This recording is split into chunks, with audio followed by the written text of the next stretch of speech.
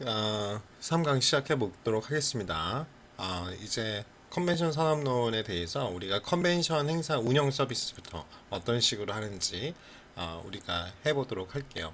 그리고 이제 요거 하면요, 6주차부터는 컨벤션 우리가 이제 실무 이제 한번 이 컨벤션 산업론 다 정리가 된 거고요. 그 다음에 원래 전시하고 이벤트가 있는데 그 부분은 이제 어차피 우리가 기말고사 때 또 하니까 이 과정들 그죠? 컨벤션에 관련 연애 쪽에 일단은 그 컨벤션 원래 그 이게 호텔 쪽이 있고요.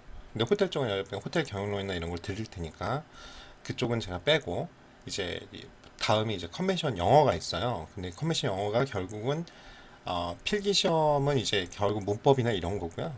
그거는 제가 뭐 영어 과목을 지금 이번 학기 담당하는 게 아니라서 거기는 중요한 표현만 좀 이렇게 좀 해드리고 실기 시험에 원래 영문 서식이 있거든요. 근데 그 서식은 여러분들이 아셔야 돼요. 컨벤션 업무에 이제 중요한데 그걸 이제 컨벤션 전시 기획로에는 이제 이론 과목이니까 그걸 안 가르치는데 그 부분을 조금 제가 해드릴 거예요. 왜냐면은 그게 여러분들이 보고서에 또 들어가니까 그 부분을 좀 해드릴 테니까 그리고 작성하는 걸 좀 아시고 나머지는 그것만 알면 그렇게 어렵지가 않아요. 기초적인 표현만 좀 아시면 그러니까 그 부분을 여러분들이랑 같이 공부한다 이렇게 생각하시면 될 것 같고요. 그래서 이제 첫 번째는 우리가 등록을 어떻게 할 거냐 그 부분을 좀 공부해 보도록 하겠습니다. 그래서 우리가 이번 수업 시간에는 어떤 걸 공부하냐 이 등록, 그 다음에 회의나 숙박, 그 다음에 통역, 광고 및 홍보, 정리 및 평가 이런 형태로 여러분 진행을 해보도록 하겠습니다. 자, 그러면 그 다음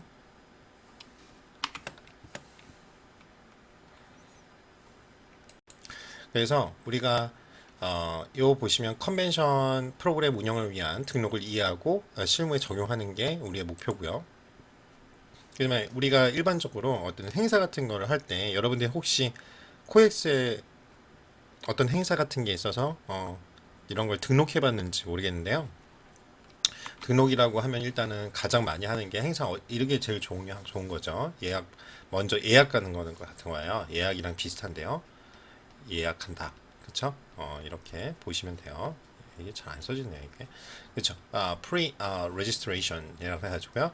보통은 이제 전산에 이렇게 하기도 하고요. 요즘에 이제 많이 쓰는 이제 플랫폼을 쓰죠. 요즘에 이렇게 기초적으로 하는 외국에서는 국제행사는 이렇게 하지만 이렇게 입력하고 다 작성을 하고요. 홈페이지에 같이 조직 그 위원회 홈페이지에 가서 그렇지만 요즘에는 온오프 믹스라는 앱이 있어요. 이 플랫폼인데요. 여기로 가서 여러분들이 많이 하죠. 이거 잘 안 써지네요. 그렇죠. 원오프믹스. 그래서 이런 앱으로 여러분들이 이미 왜냐면 거기에 가입돼 있으니까 그 정보가 그대로 가거든요. 내가 신청하면. 그래서 저도 이제 그런 형태로 이 세미나, 특히 저 같은 요즘에 AI 쪽에 관심이 많다 보니까 이 AI 쪽에 관련된 세미나나 그런 데를 많이 지금 찾고 있죠.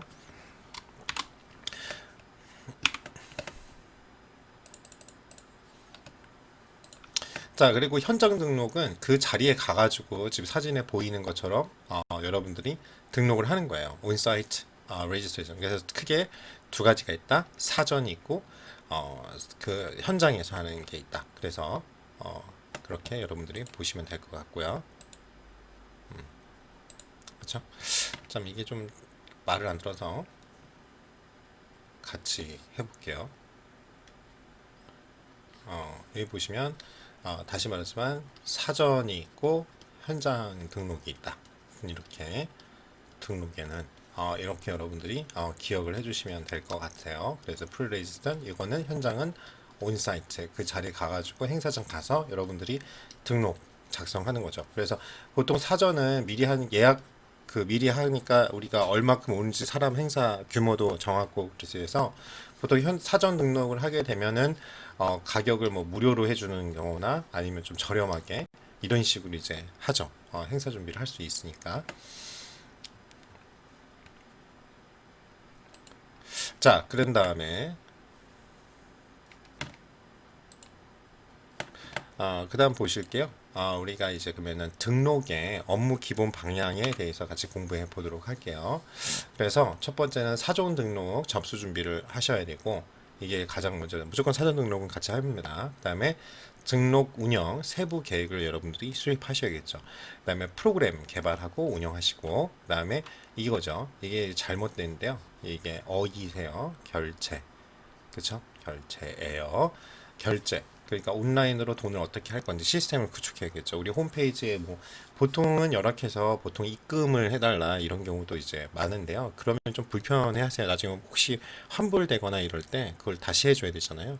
그래서 기왕이면은 홈페이지에 연동해가지고 온라인으로 결제되는 시스템을 구축하던가, 아니면 온오프 같은 경우에는 이제 대행을 해고 수수료를 좀 먹긴 하지만 그런 플랫폼을 이용하는 경향이 요즘에 많죠. 거기서 일괄적으로 등록도 하고 결제도 바로 해주고 그 건 바이 건으로 하는 거죠. 만약 취소하면 취소할 수도 있잖아요. 카드 같은 경우는 금방 취소가 되니까. 그러니까 등록 안내서 및 서류를 작성을 여러분들이 하셔가지고 컨펌도 받으셔야 되고 그러니까.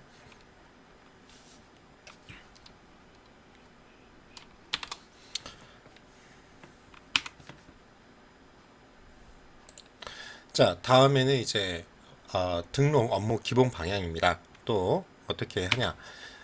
여러분 보자시면 이제 등록비를 수납받고 등록 확인서를 여러분들이 등록비를 받았으니까 확인서를 보내서 컨펌 레터라고 하죠. 컨펌 레터를 여러분이 날려줘야 됩니다. 그 다음에 사전 등록 접수를 합니다. 그 다음에 관련 재반 업무를 하죠. 접수하고 또 현장 이제 끝났으면 현장 등록 이제 사이트 이제 시작할 거 아니에요. 그럼 2, 3일 전부터 이제 현장 등록 계획 수립하고 현장 등록 데스크 운영 선발 및 교육을 해야겠죠. 계획 수립한 다음에 그 다음에 이 세팅을 하는 거는 2, 3일 전에 세팅 계획이 나오는 거고, 이거는 이제 이거 끝나자마자 바로 해야죠. 그래서 운영 인력, 보통 이제 아르바이트생이나 아니면 기본적으로 우리가 필요한 인력들, 그리고 교육시킬 인원들이 있어야죠. 그다음에 현장 등록 데스크 기자재 설치를 합니다. 그 바로 전날 이제 보통은 하죠.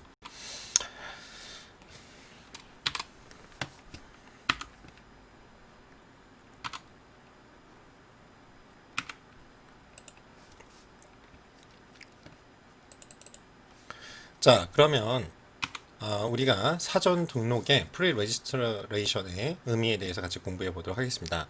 우리가 흔히 사전 등록이라고 하면 회의 참가자들의 행사 참가를 공식적으로 확인하는 절차예요. 그래서 회의 참가자의 각종 정보를 획득하는 거죠. 개인정보 획득인 거죠. 회의 사전 등록 시에는 우리가 특히 외국 그 국제 같은 행사 같은 경우는 입출국 정보, 또 초청 연사가 누구냐, 키 스피커가 누구냐, 키노트 스피커라고 하죠. 키노트 스피커가 누구냐? 그다음에 의전이 필요할 경우 우리가 의전을 해야 되고요. 그다음에 숙박 정보나 그다음에 이게 제일 중요하죠. 외국에서 이제 오시는 분들 숙박 정보가 해줘야 되고, 그다음에 행사 참가 예정 정보나 동반자가 필요하냐? 동반자 체크란이 있어요. 그래서 그걸 동시에 제공해서 주최 측으로서 회의에 우리가 말듯이 기본 계획 수립에 가장 중요한 정보를 우리가 제공하는 겁니다. 그래서 사전 등록을 굉장히 선호를 하는 거죠.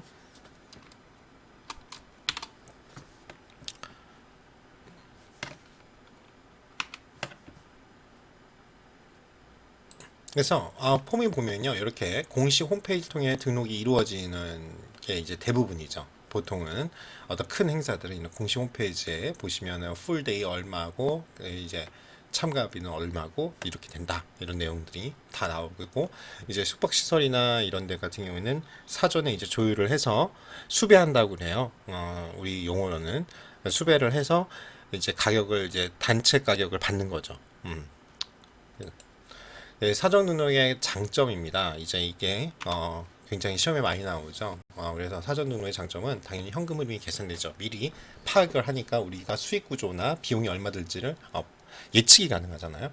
예산 참가자 수를 파악할 가능하죠. 이게 이 두 개가 되기 때문에 현장 등록 시는 굉장히 혼잡하죠. 바로 행사를 해야 되는데 여기서 등록하고 앉아 있으니까. 그다음에 스태프의 업무가 경감되죠. 여기 현장 등록하면 현장 스태프가 이쪽에서 도우미가 필요하잖아요. 그리고 홍보 지침을 제시할 수 있고 회의 준비의 융통성을 우리가 부여할 수 있다는 아주 큰 장점이 있습니다.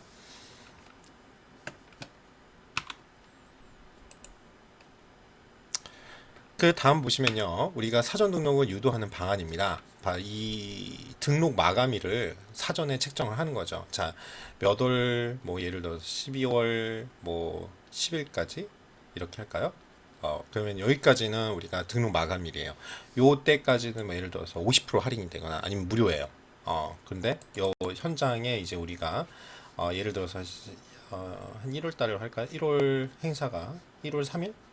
이렇게 할까요? 1월 3일이에요. 그럼 이 현장 등록은 여기서 하는 거죠. 온사이트니까 여기서부터 한 5일, 보통 5일까지 한다. 이거 안 써지죠. 5일. 이 연속해서 써있나 봐요. 그렇죠? 1월 3일부터 5일까지 우리가 한다. 그 현장 등록을 하게 되면은 이제 돈을 다 내셔야 된다. 학생 할인만 있다. 뭐 이렇게 하는 거죠. 그래서 이렇게 할인율이 적용됩니다. 이게 할인율. 등록 양식서는 간결하고 필요한 정보를 모두 수록하고요. yes나 no로 이렇게 해야지 편하죠. 우리가 이렇게 양식 만들 때. 그래서 오픈형이라는 게 뭐 클로즈드 이게 클로즈드예요. 우리가 퀘스천 할 때 클로즈드 퀘스천 그러면은 do you 뭐 이런 식으로 물어보는 거 있잖아요. 뭐 yes or no 이렇게 나올 수 있는 거. 그래서 이런 것들은 이제 잘 해주죠. 또 우리가 할 때 한마디로 1번, 2번이냐 OX 문제나 다름없잖아요. 근데 오픈형이면 내가 글 써야 돼. 그러니까 이런 질문은 피하는 게 좋습니다.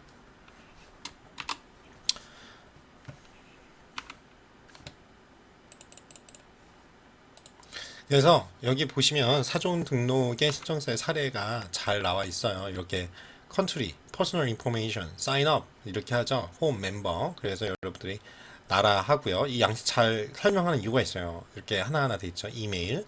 그 다음에 여러분들 패스워드 지정해 놔야 겠죠. 그러면 내 패스워드 또 등록하는 거랑 똑같아요. 여러분 회원 가입하는 거랑 네임 그 다음에 타이틀 뭐 프로페서냐 닥터냐 미스터나 미세스냐 뭐 이런 거 어필레이션 네, 디파트먼트 이게 이제 어디 소속인지 주소나 디파트먼트냐 연락처 이런 것들이 여러분들이 주는 거죠. 왜 팩스는 물어보냐면 이제 등록제를 혹시 이렇게 영수증 처리나 나중에 할 수 있는 게 있죠. 회사에서 필요에 의해서 이 사람은 연구 인력이라서 이런 학회나 이런 협회를 가야 돼. 그러면 나중에 그 비용을 회사에서 법인카드나 법인에서 내주는 경우죠. 그럴 때 필요해서 팩스 같은 경우를 입력을 하게끔 해야 합니다. 그렇죠? 요즘에 팩스도 이제 모바일 팩스 형식으로 많이 가기 때문에 그쵸? 그거 참고로 알아두시고요. 또 어차피 모바일로 받아도 증빙 자료가 남아야 돼서 그래서 대부분 팩스를 선호하는 편이에요. 컨퍼메이션 레터나 그러니까 확인서나 이런 거 받을 때 출력이 아예 돼서 나오는 거잖아요. 그래서 이런 절차 좀 잘 기억해 놓으셨으면 좋겠습니다. 이런 양식 그래서 설명을 좀 자세하게 했고요.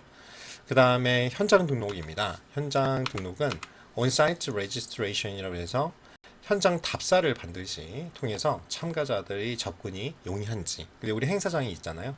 근데 이제 코엑스면 코엑스에서 이제 세팅을 하고 가서 현장 방문해서 내가 돌면서 고객 동선이나 이런 걸 파악을 미리 해야겠죠.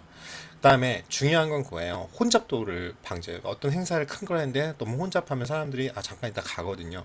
또 뭐였냐면 이게 지금 행사 같은 거 할 때 쉴 수 있는 장소를 앉을 이렇게 장소를 많이 만들어 놔야 되는데 이제 아무래도 업체나 이런 것들을 받다 보니까 그런 공간을 이제 활용을 못하는 경우가 되게 많아요. 그러다 보면은 혼잡도가 높을 뿐만 아니라 사람들이 있다가 복잡해. 그러면 내가 하는 것만 보고 그냥 갈 경우가 많죠.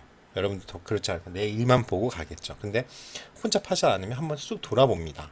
그렇죠? 그러면서 또 다른 기회가 다른 업체뿐만 아니라 행사장을 통해서 만족도도 높아질 수밖에 없어요.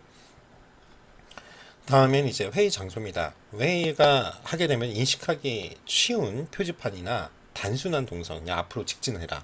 여기서 해야지 뭐 갔다가 오른쪽으로 꺾었다가 엘리베이터 탔다가 뭐 몇 층 갔다가 이러고 막 그러면 굉장히 헷갈리는 경우가 많고 힘들죠. 그래서 여러분들이 행사장 큰 데 가면은 코엑스나 그런 데 행사장은 2층에 있고 소회의장이나 뭐 4층, 5층 이렇게 하는 경우가 있는데 그럴 때 이렇게 안내표 물어야죠. 그 있어도 사실은 여러 개가 동시다발적으로 하는 경우가 있어서 굉장히 헷갈리거든요. 그래서 저 같은 경우에도 그냥 바로 안내원한테 가요. 보통. 그래서 물어보죠. 그리고 확인하죠. 왜냐면 돌면은 코엑스 얼마나 커요. 좀 막 방황합니다. 1층에서.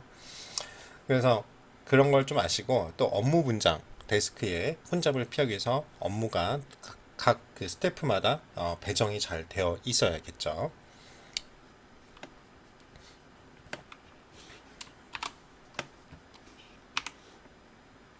그래서 지금 보시면 현장 등록 우리가 익숙한 거죠. 이런 이벤트가 있을 때 우리가 현장 등록하는 모습을 지금 보여주고 있고요. 그 다음에 현장 등록은 여러분들 이걸 알아야 플로어 플랜이라고 해서 도면, 그렇죠. 등록 데스크 및 모든 행사장을 우리 작성이 되어 있겠죠. 어디선 어떻게 돼 있고 이런 도면이 있어야겠고요. 소요 물품이 준비돼야 되고 직원 교육, 사전 참가자 리스트를 준비해서 이분들은 체크해라. 그러면 등록 시간이 단축되겠죠. 그래서 개별 봉투 마련해 놓고 미리. 그래서 여러분들의 행사장 같은데 이제 가보셨으면 어떻게 되냐면 이렇게 도면 있잖아요. 무슨 행사장에 브로셔 형태로 여기는 뭐가 행사 있고 파란색 일부 색깔로도 구분을 해요. 여기는 무슨 관, 무슨 관, 무슨 관, 무슨 관. 예를 들어서 호텔이어 뭐 이런 관광 이런 옛날 그런 데 가면은 이쪽에는 이제 호텔들 소개하는 거, 그리고 이쪽에는 이제 취업이나 뭐 이런 특강 같은 거 하고 있고, 여긴 자소서 면접 뭐 이런 거 해주고, 그리고 여기는 추격도 할 수 있게끔 해가지고 학생들이 가서 여기 가가지고 호텔 거기도 가지만 면접도 바로 볼 수 있고 막 이런 걸 많이 했던 것 같아요.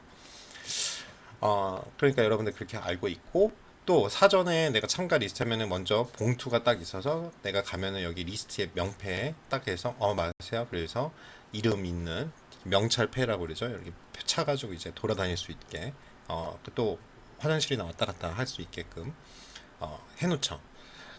그런 것들을 해놓고, 그래서 교육시켜놓고 현금 관리, 일일 정산 해가지고 항상 확인을 하죠.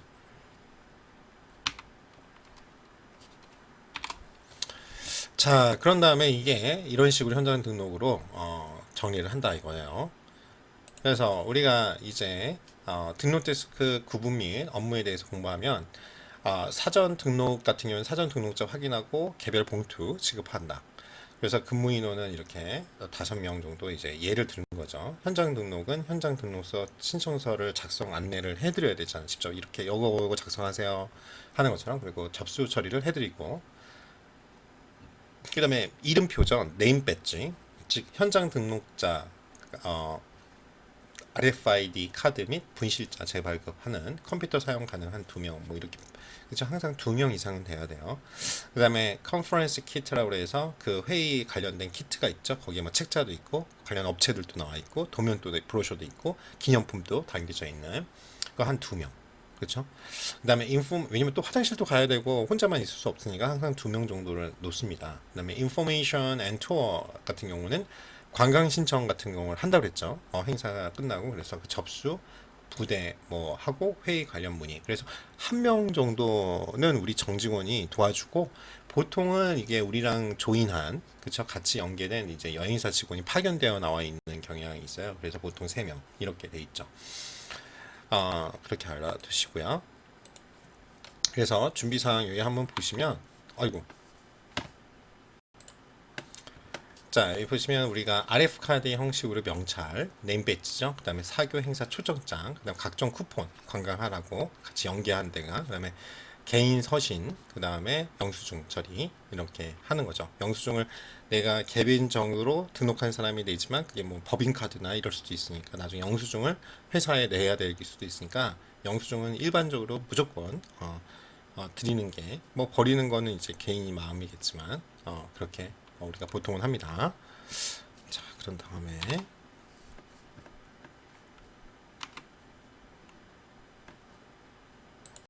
그래서 요 준비 사항을 좀 보실 필요가 있는데요. 당연히 회의 프로그램이 있어야겠죠. 그래서 여기 보시면 회의 프로그램하고 발표 자료집 반드시 드려야 되고요. 그 다음에 참가자 리스트가 있어야 돼요. 그 참가증, 그 다음에 메모지, 당연히 볼펜 같이 드려요. 기본적으로 기념품에 들어가 있고요. 그 다음에 한국 뭐 소개책자, 안내지도, 이거 관광 때문에 그렇죠. 프로그램 외에 뭐 기타 등등을 준비해 드린다, 이런 뜻이 되겠습니다. 자, 그런 다음에 여기 보시면 이렇게 네임 배지인 거죠. 그래서 네임 배지의 기능은 참가자 이름 식별할 수 있고 소속, 그쵸? 여기 보다시피 뭐라고 있어요? 이름 있죠? 그 다음에 이렇게 QR코드가 요즘 대세고요. 이분이 어느 회사 소속이냐, 소속 조직 식별하고 카테고리가 증정해서 이제 속되죠. 이게 뭐 키노트 스피커인지 아니면 게스트인지 이런 것들 그다음 회의장 출입자의 안전 및 경호를 위해서 이렇게 필요한 내용들이 있습니다. 자, 그러면 정리를 해볼까요? 그러면 등록의 종류는 사전 등록과 현장 등록 기억하시길 바래요. 사전 등록의 장점은 현금 흐름을 계속할 때 왜? 예상 참가자 수를 파악할 수 있으니까.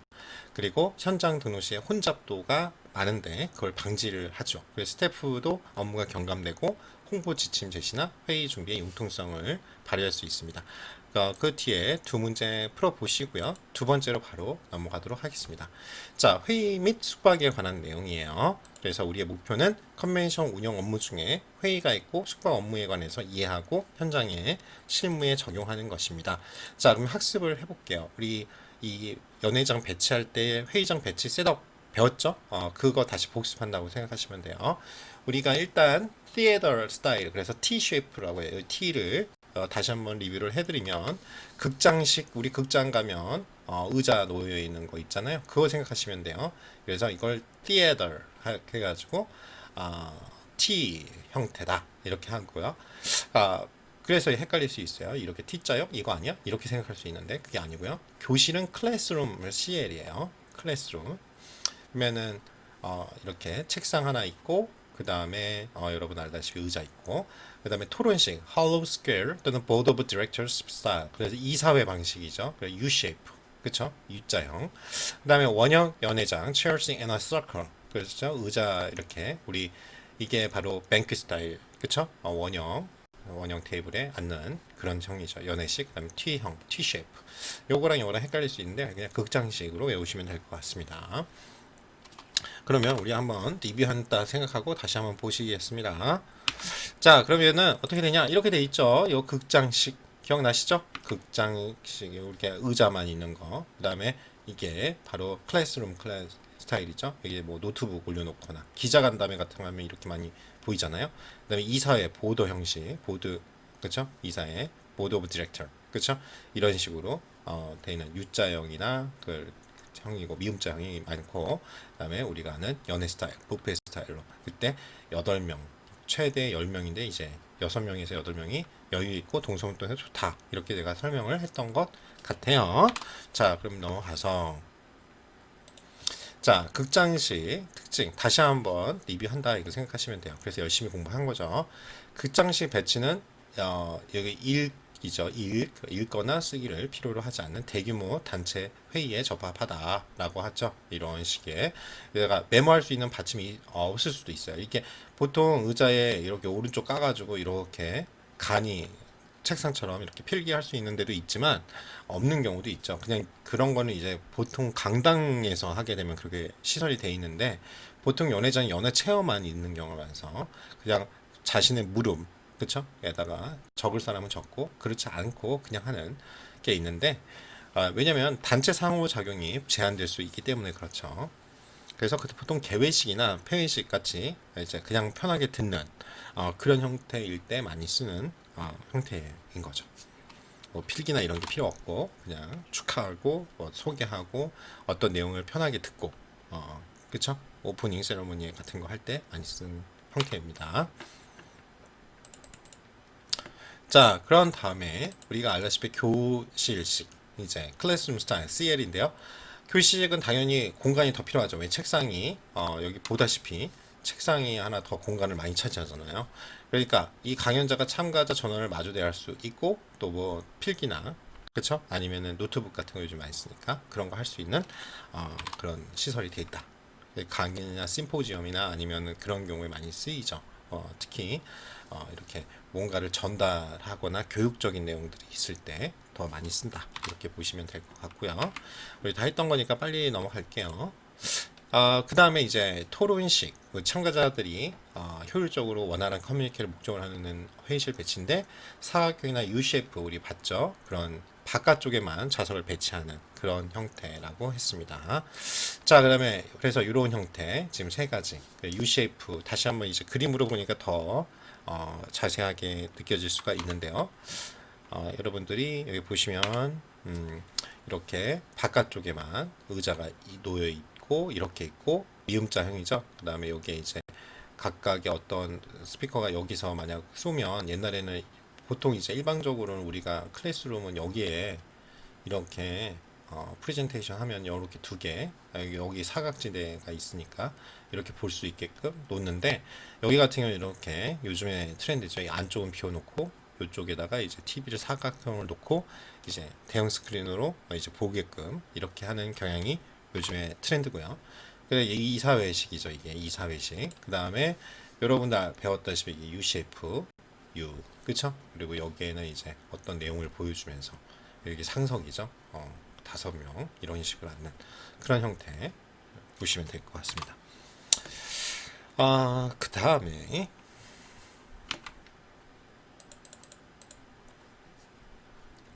우리가 봐야 될 게 이 T-쉐이프 형태죠. 소규모 회의에서 이 회의장에서 하고 뭐 이렇게 뽀빠트 결혼식 같은 경우도 이렇게 신랑 신부 하고 이렇게 양가 이렇게 하는 경향이 있죠.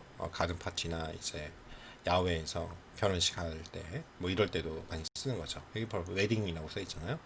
자, 그래서 다시 한번 보지만 소규모 회의의 좌석 배치 방법 중에 하나고요. 헤드 테이블이라는 이 개념이 있죠.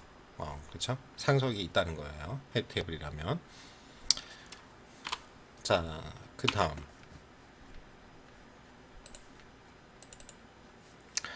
그 다음 회의장 그러면 배치 도면을 한번 보시면 다시 하지만 우리가 기획서 작성 시 이 표현을 해야 돼요. 그래서 UCF 이렇게 놓을 거다.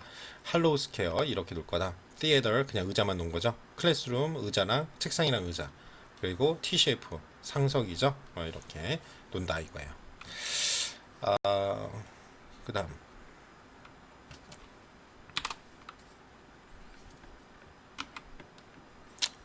그다음에 회의장의 오디오 비주얼 장비죠. 그러니까 AV 시스템이라고 하는데요. 영상 장비입니다. 우리가 알다시피 뭐 굳이 제가 필기를 안 해도 알겠죠? 빔 프로젝트 이게 빔 쏘고 그다음에 LED 프로젝터 이런 식으로 있고요. 또는 이제 LED 스크린으로 이렇게 나오는 보통 공연 같은 거 할 때나 아니면 그렇게 많이 쓰이죠. 요즘에는. 그다음에 음향 장비는 이제 우리가 알다시피 마이크, 그다음에 앰프, 후광 올려 이퀄라이저 맞춰주는 거죠. 각기 다른 음향 주파수를 회의 장소의 음향과 맞추기 위해서 이걸 쓰죠. 그다음에 이 장비는 보통 임대를 할 수밖에 없죠. 그리고 기본적으로 세팅이 되어 있는 경우도 있죠. 대형 컨벤션 센터나 그다음에 호텔에 컨벤션 연회를 많이 하는 데는 기본 세팅이 돼 있고 그다음에 나머지는 임대 운영으로 합니다. 그러니까 누가 언제 AV 장비를 점검하고 안전하게 관리하는가, 또 이 AV 장비를 언제 어떤 방법을 위치시키고 철수할 건가, 그리고 누가 조작을 하는가, 그런 것들이 굉장히 중요하죠.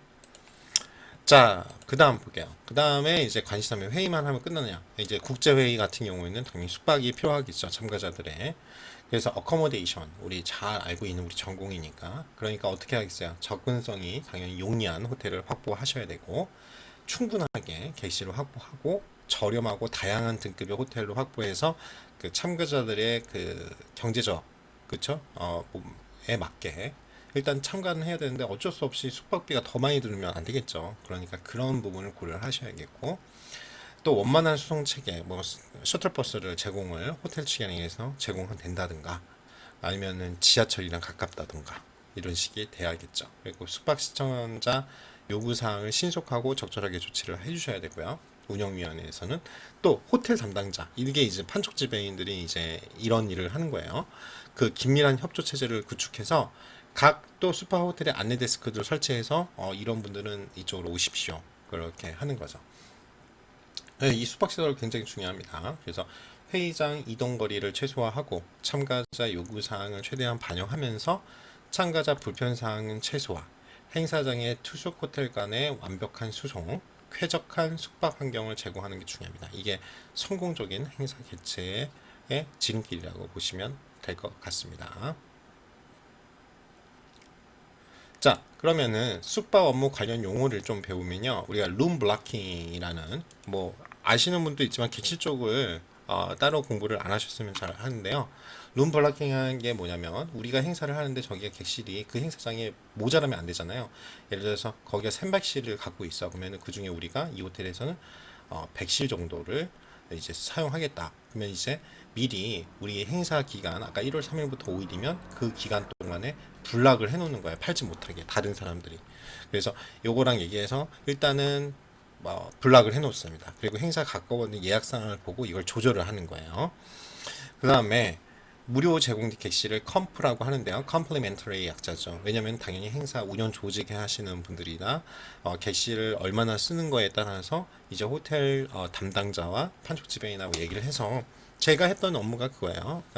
이제 행사 유치를 하면 역으로 호텔 판촉 지배인은 그런 것들을 조절을 하는 거죠. 컴프로 여기는 이렇게 이 정도 손님들이 지금 예약 상황이 이 정도 되고 이 정도 써주니까 행사 운영자에게는 저희가 한 몇 방 정도는 무료로 제공을 하겠다.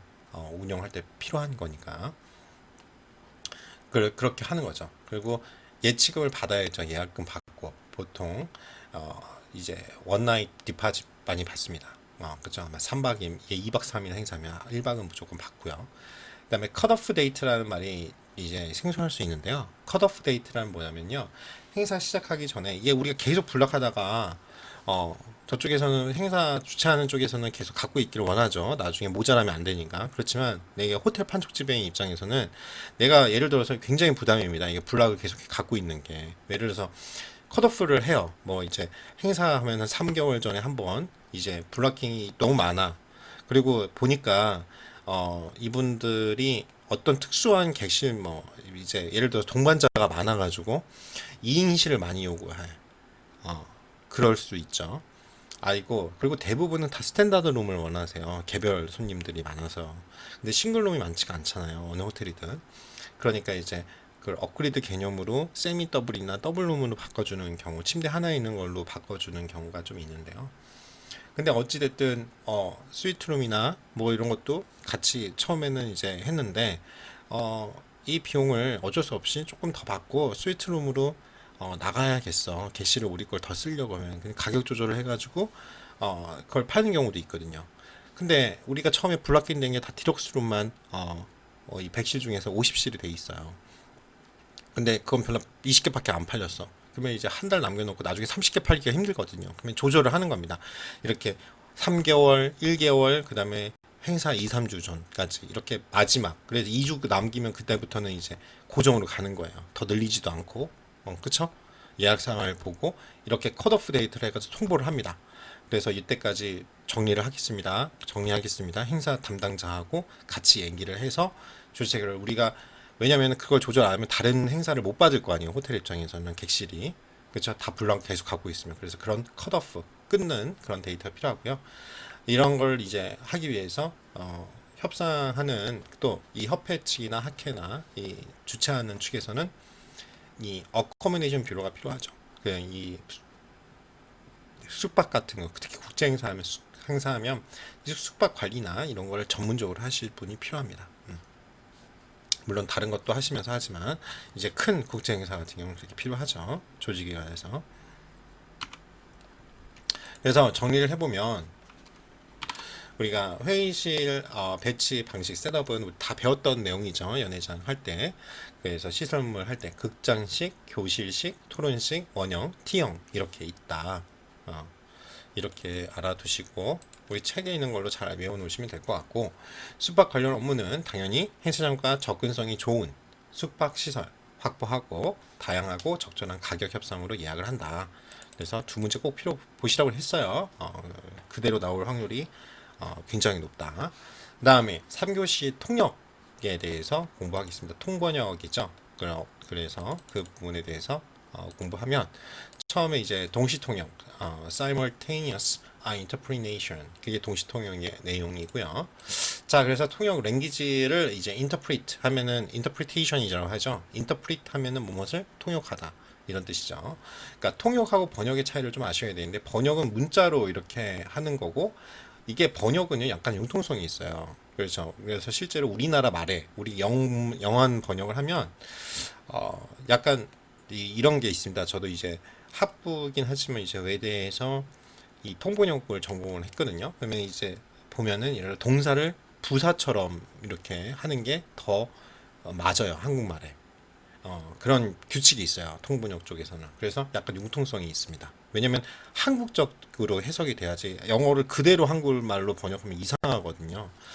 근데 통역 같은 경우는 구두 메시지잖아요. 실시간으로 해야 돼요. 그래서 이거는 정확한 것보다는 빨리 의미가 정확하게 전달이 돼야 되거든요. 그렇죠? 특히 동시 통역은 진짜 어려운 거죠. 순차 통역은 이렇게 한번 생각하고 내가 중요한 거 필기한 다음에 내가 하나씩 하면 되는데 동시 통역은 진짜 많은 훈련이 필요하고 그렇죠. 그래서 약간 고단가죠. 예, 통역의 유형에는요 순차 통역과 동시 통역이 있습니다. 그래서 순차 통역은 보통 두 개 할 때 영국, 한국, 일본, 중국, 한국 이런 식이죠. 그리고 소규모 회의에서 많이 써요. 그리고 종이와 연필을 이용해서 적고 정확하게 전달을 해드려야 되죠. 예, 동시 통역은 틀립니다. 동시 통역은요 두 개 이상의 언어를 사용하는 거고 컨벤셔널이나 다 통역 장비 아예 꽂고 들어야 되죠. 그래서 아예 통역 그 부스가 따로 뒤에 회의장에 마련해야 됩니다. 예를 들어서 3개 국어를 동시 통역한다. 그러면 이제 시스템이 이렇게 되어 있죠. 이렇게 행사장이 있을 거 아니에요? 그러면 이제 행사장에서 이 스피커가 이렇게 딜리버 한다고 그래요. 딜리버 더 스피치. 어떤 거를 이제 행사 연설을 합니다. 그러면은 뒤에 이제 행사장이 이렇게 이 사람이 스피커가 있고 여기 이제 행사하는 게 있고 여기 부스가 보통 이렇게 3개, 3개 국어니까 있어요. 여기 있는 분이 요 인터프리트 유닛 있죠? 여기다가 듣고 바로 쏘는 거죠. 영어, 일본어, 중국어 이러면 그러면 이 트랜스미터를 통해서 여기 여러분들 이렇게 귀에다 꽂고 바로 리시버를 통해서 듣는 거죠. 이제 오디언스, 즉 오디언스는 이제 듣는 청중을 말합니다. 그래서 여기 보시면 영어, 이게 독일어, 불어로 바로 이렇게 동시 통역을 한다. 지금 이 모습을 보여주고 있는 거예요. 그 다음 볼게요. 그 다음에 통역 장면 당연히 통역 부스가 뒤에 있고요. 회의장의 한쪽에 문 쪽 옆에 있고 통역 수신기가 있고 장비가 필요합니다. 자, 그래서 여기 보시다시피 이렇게 통역 부스가 있고 여기 통역 장비 그 다음에 이렇게 바로 중요한 거는 단어만 정리하고 바로 얘기를 해요. 그래서 큰 행사 같은 경우는 2명이 붙는 경우도 있어요. 연사 측면에서 보겠습니다. 동시 통역 서비스의 저희 웨이는 연사 측면에서 이 사람이 보통 저도 그렇거든요. 어떤 행사 가면 빨리 끝내고 싶어요. 그래가지고 COG 원고를 굉장히 빠르게 읽는 경우도 있어요. 그래서 이럴 때는 통역사에게 미리 발표 자료를 전달하는 경우도 있습니다. 특히 정해져 있는 그 연사의 딕션이라고 그러죠. 그러니까 발음이 부정확한 거예요. 정확하지 않거나 자료 이외의 얘기로 이렇게 빠지는 분들 있죠. 그러면 요점 파악이 어려워요. 그러면 이제 당연히 그래서 경력 있는 통역사 섭외를 해야 되고 연사에게 발표 요령을 사전에 전달합니다. 그렇죠? 그래서 이런 통역사들 대부분이 한국외대의 그 한영과 그렇죠? 통번역대학원 출신들이 많죠. 그리고 연사 측면에서 또 뭐가 있냐면 마이크를 사용을 안 해가지고 잘 안 들리는 거죠. 수신을 해야 되는데 음향 여건이 불량해서 발표 내용을 제대로 알아들 수 없을 경우나 통역 장비가 꼭 불량할 경우가 있죠. 그럼 통역사가 자신의 소리를 들으면서 모니터링할 수 없는 그래서 항상 이거를 테크니션 이걸 기술자가 옆에 상시 대기를 해야 됩니다. 근데 회의 기획과 유의사항은 이제 이런 것들은 이제 통역하는 데서 알아서 하니까 우리가 기획해야 되잖아요. 이런 상황이 있다는 걸 알고 대비를 해야죠 사전에. 그 행사장에서 이런 거 터지면 되게 당황 많이 해요. 그래서 회의 기획과의 유의사항은 이 연사들의 명단을 받고 또 직책도 알아야 되고 발표 원고도 있으면 사전에 제공을 해야겠죠. 그래서 회의 전에 연사와 통역상의 미팅이 좀 필요합니다. 사실은 이 미팅을 제공을 해줘야 돼요. 그래서 이렇게 하면 이렇게 액션 취하시기 바랍니다. 그리고 통역 부스에는 당연히 음료수 특히 계속 말을 하시니까 동시통역 같은 경우도 조명도 제공하셔야 되고 통역 부스 위치 선정 시 연단하고 스티커링하고 위치도 고려하셔야겠죠. 그래서 정리해 봅니다. 통역의 종류는 동시통역과 순차통역이 있다고 했습니다. 이거 잊지 마시고요. 동시통역, 순차통역. 동시통역 시에서 회의기획과 유의사는 연사 명단이나 직책에 관한 정보, 발표 원고를 사전에 제공을 여러분들 기획가가 해주셔야 되고 그래서 또 이 미팅을 사전 미팅을 하는 게 되게 중요하고 당연히 음료수 조명 그 다음에 통역 부스를 이제 설치를 할 때 보통은 그래서 뒤에 이제 해놔요. 그 큰 문 옆에. 그래서 연단 및 스크린과의 위치를 고려를 하셔야 된다. 그래서 뒤에 문제를 한번 풀어 보시고요. 그 다음 바로 우리가 광고 및 홍보로 넘어가도록 하겠습니다. 자, 여기 보시면 컨벤션 운영을 위한 광고 홍보는 뭐가 있는지 여러분들이 잘 이해하시면 될 것 같고, 컨벤션 홍보 수행의 디렉트 메일이에요. 그쵸? DM이라고 하죠. 직접 전달하는 메일. 그 다음에 EDM 또 요즘에는 EDM이 대세 있긴 하고요. 기사나 광고를 하죠. 그리고 인터넷 홈페이지나 페이스북 또는 인스타그램에 올리고 뉴스로 기사화를 해요. 그렇죠? 또는 핵심 인사 인터뷰 이런 것들이 무슨 행사가 있을 거다 하는 거죠. 그래서 이 DM이나 EDM 같은 경우에 디자인을 한번 보시면 보통 이런 식으로 돼 있죠. KM이 뭐 2020이다. 코리아 뭐 마이스 뭐 그렇죠? 이렇게 한국 관광소로가 보이네요. 역동적이고 짧아야죠. 포스터라고 생각하시면 돼요. 그림 사진. 그치? 색등이 적당하게 그리고 회의 참가 시 얻을 수 있는 어떤 것들 여러분들이 가져갈 수 있습니다. 그래야지 자기 돈 주고 대부분 오기 때문에 자비 부담이기 때문에 그렇게 하셔야겠죠.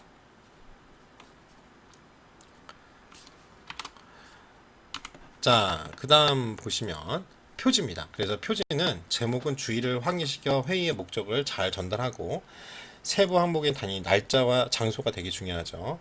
그 다음에 참가자는 누구를 대상으로 하고 있느냐, 그리고 이 프로그램에게 간략하게 한 장 안에 들어갈 수 있게끔, 그리고 누가 그 프로그램을 후원하는지 후원자 명단을 넣어야겠죠.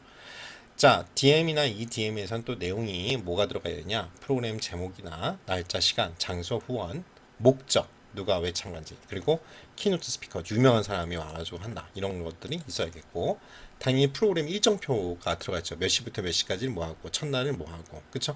그 다음에 중요한 게 이제 등록비죠. 등록비와 그에 대한 혜택, 뭐 뭘 더 준다든가, 뭐 이런 거.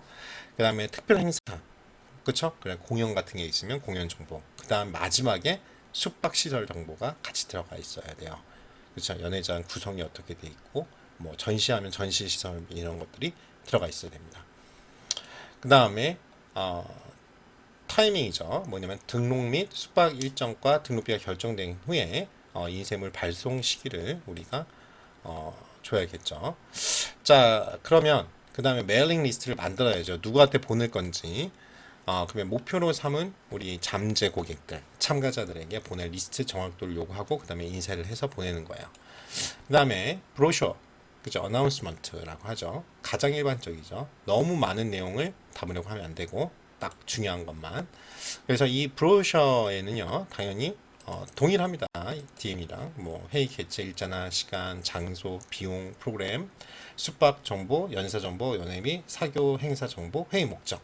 자, 요 것들이 그대로 기획서 제안서에 나와야 돼요. 여러분들 계획안을 만들면 그렇게 보시면 되고, 그다음에 call for paper라고 논문 게재 신청인데요. 홍보물 같은 경우가 있을 때 같이 해요. 이거는 이제 학회 같은 데서 많이 하는 거거든요. 논문 같은 거 이제 발표 같은 거 하면 그 담당 이제 키노트 스피커로 오시는 분들 있잖아요. 그분들에게는 이제 논문 게재 같은 경우는 해서 발표를 해주시라 할 때 그 연설문이죠, 한마디로. 그래서 이제 first announcement와 함께 발송하는 경우가 되게 많고, 기본적인 회의 목적, 주제, 일시, 장소, 조직위, 누가 이 조직위 행사를 하는 사람들인지 그 연락처 정보를 하고, 리턴 슬립과 함께 즉 반송 용지, 그래서 참가를 하실 건지 논문 발표를 할 건지를 명시해서 주시라고 이제 학회나 이런 데서 하면 하죠. 이렇게. 그 다음에 어나운스먼트에는 뭐가 포함되면 조직위원장이 웰컴 메시지 이런 걸 해서 너무 기쁩니다. 이번 행사에는 뭐뭐뭘 위한 행사이며 이번에는 서울에서 개최를 합니다. 뭐 이런 거. 그 다음에 회의 구성은 어떻게 이루어질 거고 3일 동안. 그 다음에 키노트 스피커, 즉 누가 또 인바이트 초대 스피커는 누가 할 건지 알리고, 예를 들어서 뭐 그게 과학적인 프로그램인지 프로그램들이 내용이 나와야겠죠. 아니면 소셜 프로그램 사회적인 건지 아니면 일반적인, 그 다음에 안내문이 나가야 되고, 등록 형식이 나와야죠. 레지스터 폼이 그거예요. 등록지. 그 다음에 어코모데이션스 폼은 뒤에 뭐가 붙어요? 숙박 관련된. 그렇죠. 그래서 여러분들이 이 기획안 작성을 하시게 될 때 뭘 하셔야 되냐면 처음에 기획서를 할 때 어떤 제목 우리가 브로셔 만들 동안 일시 뭐 장소 이렇게 나오고 뒤에 요 똑같아요.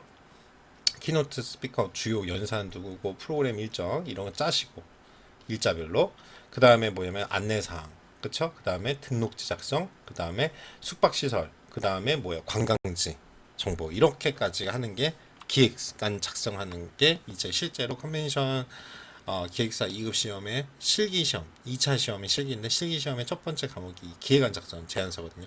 그 연습을 우리가 보고서 형태로 여러분 해볼 거예요. 그래서 그 부분은 형식이 이미 정해져 있으니까 어느 정도를 보시고 그렇게 보시면 될 것 같습니다.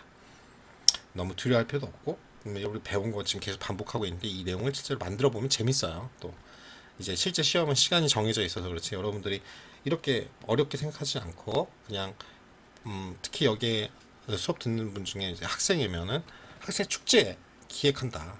그쵸? 아니면 여러분들 뭐 컨벤션이 뭐 어려운 게 아니에요. 연애 기획이랑 생각하시면 돼요. 그렇죠? 거기서 이제 큰 게 나간 거니까 여러분이 하고 싶은 걸로 하면 되죠. 졸업, 그쵸? 관련된 어떤 행사를 하는 거. 뭐 이런 식으로 자유주제로 여러분들이 만드시면 될 것 같습니다. 그리고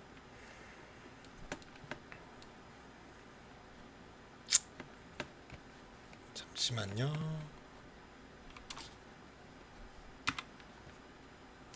아, 이제 정리를 해보면요. 그래서 컨벤션 홍보수사는 다이렉트 메일 또는 EDM, 그쵸?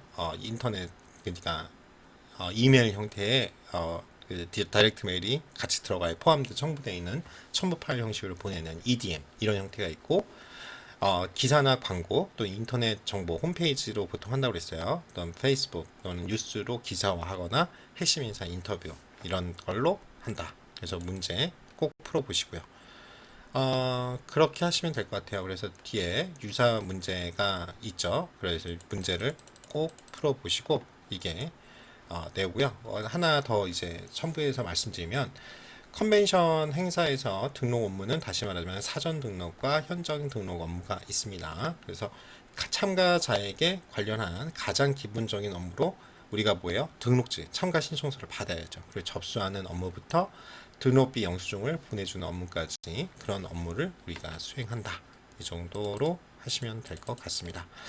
자, 그런 다음에 그러면 안내사항을 좀 해볼게요. 우리가 이제 추석 이후에는요, 그 줌을 이용할까 아니면 웹엑스라고요. 지금 세종대에서 제가 받은 게 있긴 하거든요. 그래서 어찌됐든 이 실시간 강의를 좀 병행해서 여러분들은 지금 또 이 온라인으로 다 들으면 저희 학교가 다른 학교보다 좀 되게 엄격하게 그걸 하고 있어서 이 50분 강의를 저 혼자 일방적으로 강의하는데 지금 알다시피 여러분이 이해를 했는지 안 했는지 모르고 또 교재가 강의 내용이 굉장히 많아요. 50분으로 이게 150분을 여러분 촬영한 거를 나가면 사실은 중간고사에 우리 책이 다 끝나요. 굉장히 내용이 많습니다. 실제로 다른 학교 같은 경우에는 35분, 40분짜리 두 개를 올리는데 지금 규칙이라서 지금 50분짜리 3개를 올리니까 여러분들이 그러면 컨벤션에는 박사가 될 것 같긴 해요. 왜냐면 연애 관리 책 한 권 끝내고 컨벤션 산업론 지금 이미 필기도 어느 정도 끝냈거든요. 그러니까 지금 컨벤션 산업론에서 전시 이벤트 빼고 다 했어요. 그래서 요 부분은 이제 2학기에 그러면은 2학기가 아니라 중간고사 이후에 여러분들이 할 게 없거든요. 다시 반복이라는 뜻인데 그래서 10월 달부터는 실강을 병행을 해야 될 것 같다는 생각이 들어요. 그 대면 수업하기에는 여러분들도 너무 아직은 아닌 것 같아요. 저도 대면 수업을 이제 대학원에서 해서 가는데 졸려요.